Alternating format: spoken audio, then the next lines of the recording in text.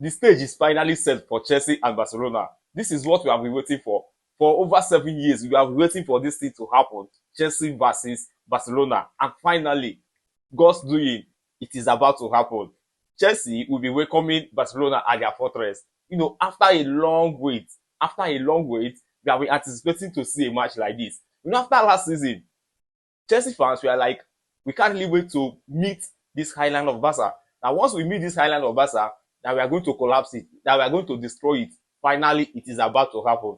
Let us see it happen. Let us see it happen. Because they have met up to 14 times. Chelsea won 4 times, Barcelona won 4 times, and then with 6 draws. So after tonight, any side that wins becomes the better side.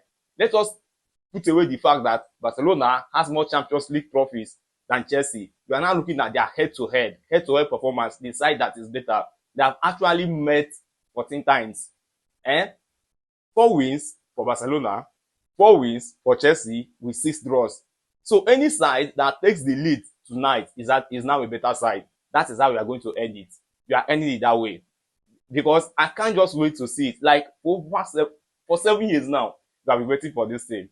We have been waiting for it to happen. And then it is finally going to happen. Barcelona versus Chelsea at the fortress of Chelsea. That is at Stamford Bridge.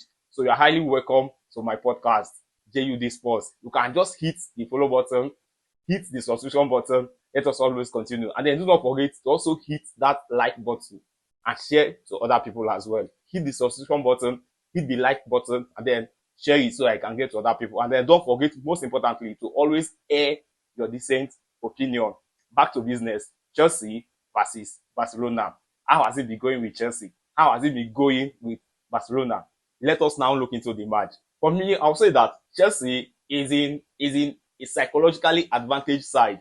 Yes, this is why I'm saying it. In their last 3 matches, they have succeeded in getting 3 straight clean sheets in their match. And then the last one that they played against the Burnley, they won them 2-0.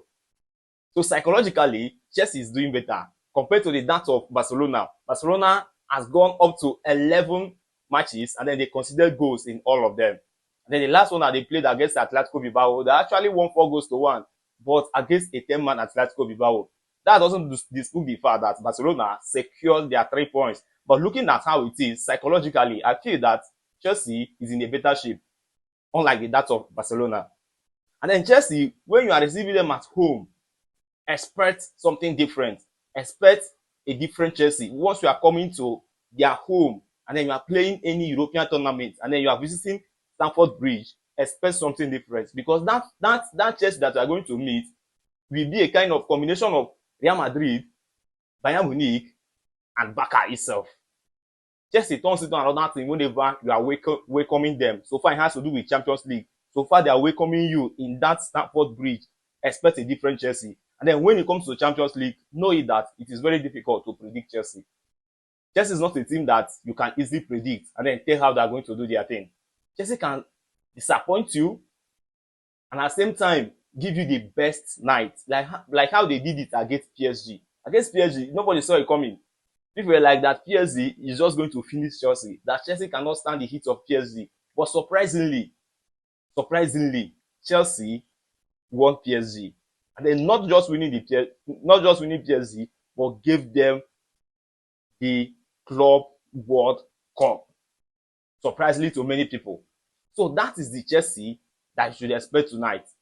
It is very difficult for you to predict Chelsea as it has to do with Champions League. Go and write it somewhere as I'm talking to you now. Go and write it somewhere. You cannot predict what Chelsea can do. Most especially now that they are going to welcome an incomplete Barca. Not that they are incomplete on number, based on number, but in terms of their players.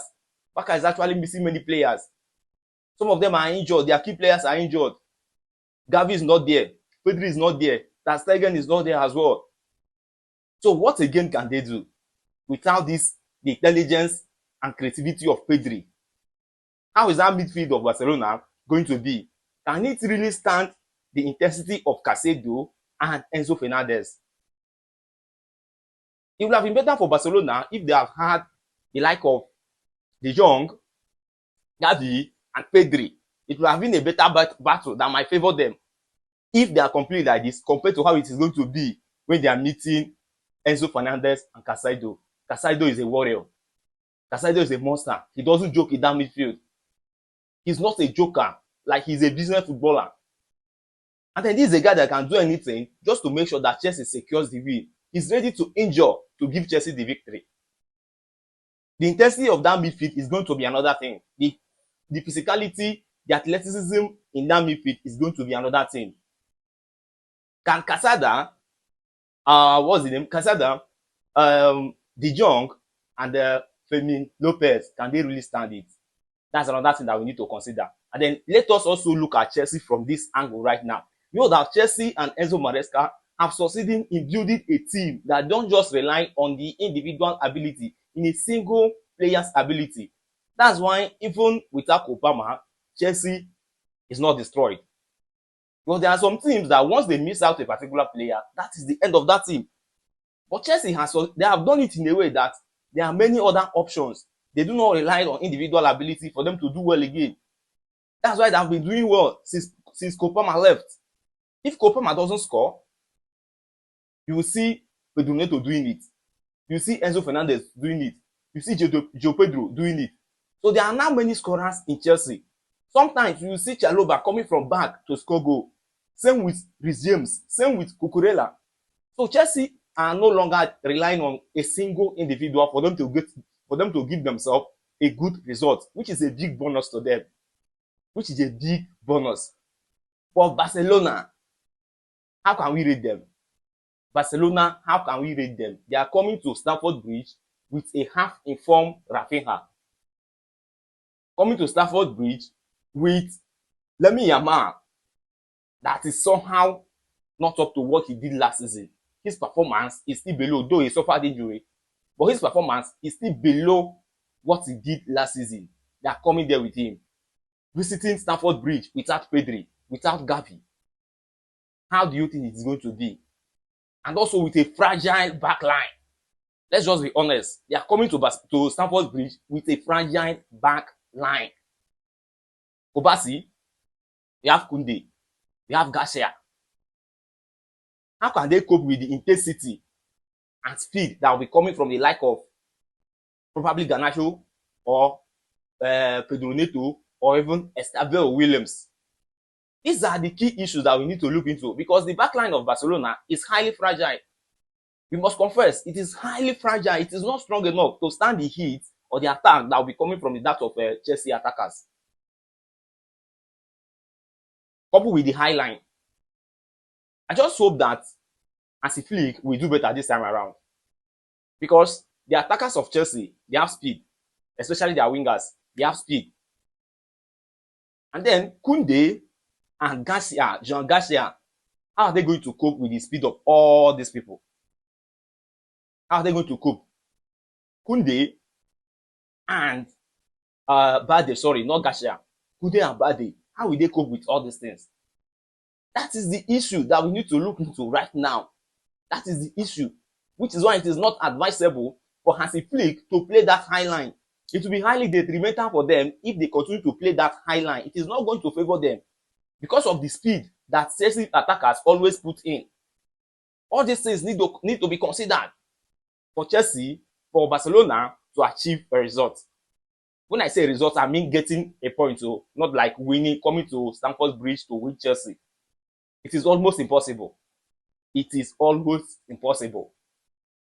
So that is that. That is that. We also look at the injuries that are affecting both sides of the team, Barcelona and Chelsea. Yes, that of Chelsea is to some extent fair enough compared to how it is with that of Barcelona. Because you cannot talk about Barcelona where you are not mentioning Pedri. You are not mentioning Yamal. And the good thing is that Yamal is back. Rafinha is back. But Pedri, the heart of that midfield, is out. Not just him, and also Gavi.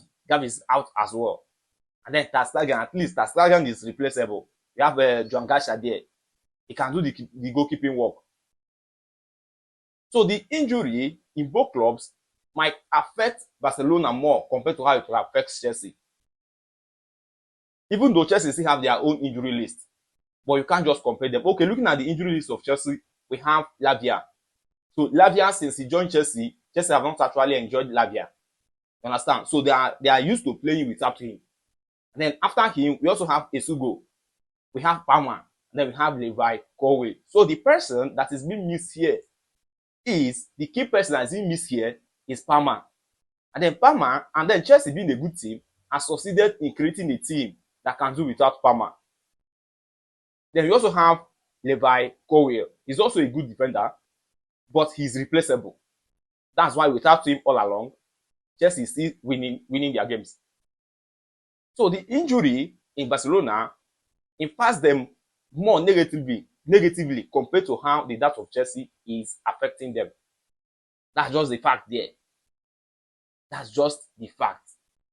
And then that high line that Barcelona used to play, Hansi Flick just need to be very careful. He should be highly careful so that Chelsea will not exploit it.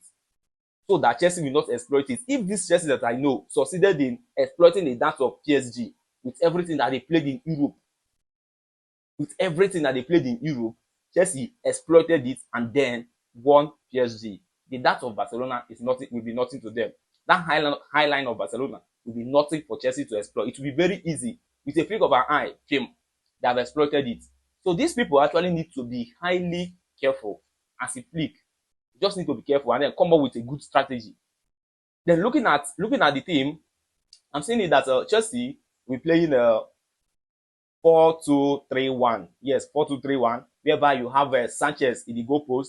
Then we have Tosin and Chalaba, the two center backs. Then we also have Cucurella and James as the left back and then the right back as well. Then looking at the midfield, we are going to see the pairing of Caicedo with Enzo Fernandez. Yes, two of them will be in the defensive midfield role, giving the maximum protection to the defense of Chelsea. After that, we are going to see we're also going to see Joe Pedro in the midfield. But Joe Pedro will also be supporting the attack, more or less supporting the attack. So Caicedo and Enzo will be giving a protection to the defense of Chelsea, and at the same time giving the defense and midfield a good rhythm. And then Pedro Neto, we have to provide speed and penetration as far as it has to do with carrying out an attack. Then after that, we should be seeing maybe the Lab as the center forward. We have Estavio, and then we have Pedro Neto. Yes, these three people might be leading the attack of Chelsea. Or let's say that Garnacho might come in, and then you have Pedro Neto sitting on the bench. Then looking at that of Barcelona, Barcelona might go for the formation of 4-3-3, where you have Joan Garcia in the goalpost, you have Balde, you have Kubasi, we have Irigasha, then we also have Kunde. These people will be the defenders of Barcelona. Then in the midfield role, we have Casado, we have De Jong, then we have Fermin Lopez. These three people will be there to dictate the play. Yes, normally they will be there to dictate the play, coupled with the intelligence of De Jong. Then in the attacking position, we have Ferran Torres, we have Lewandowski, then we also have Lamine Yamal. Yes, Lamine Yamal. Though it will have been Rafinha, but since he's still coming back from injury, he's not yet all that fit. So I'm seeing it that Ferran Torres will be starting. Or if he doesn't start, we should be looking at the data of Marcus Rashford. Marcus Rashford might be there too. But I believe that Ferran Torres is going to be a better option. So the data of Lamine Yamal he's a no-go area. Nobody should go there at all. He's not optional. Understand? He's not optional. He's there to play. Finish. Then, so in this Barcelona midfield, where you have De Jong, you have Fermin Lopez, and then you have Casado. What they might do is that they will try to dominate possession and at the same time attack through the middle so that there can be a fluid combination in order for them to just spoil or break the structure of Enzo Maresca. That's what they might do there. Do not undermine the abilities of De Jong. De Jong is very good. He's so good. Fermin Lopez too is also good. So they will do the most they can to break down the structure of Enzo Maresca. But their shortcoming there is the intensity of the game. Can they stand the heat of the game based on physicality? Because you cannot be facing or playing against Caicedo and Enzo Fernandez, and then you are not physical enough. That might be the challenge that these people might be witnessing as they play the game, as they go into the game. Then this is the shortcoming in both sides. The center back of Chelsea is not good. It is shaky, filled with mistakes and error. many goals that Chelsea conceived this season came as a result of poor defending. And then not just poor defending from the right or the left back, but from the center backs. So they actually need to be careful. Then Barcelona, on the other hand, they have a good attack, they have good midfield, but their defensive line is highly fragile. That's why they are conceding whole lots of goal. So the energy of Barcelona is in the attack of Barcelona. And then the energy of Chelsea is in the midfield of Chelsea. So that's just that. The strength of Barca is in the attack. The strength of Chelsea is in that midfield. So if these people can come up with an idea based on how to break down or stop the attack of Barcelona, you will see Chelsea winning. And then if Barcelona at the end wins the midfield from Chelsea, then you see Barcelona winning Chelsea. That's just the simple arithmetic there.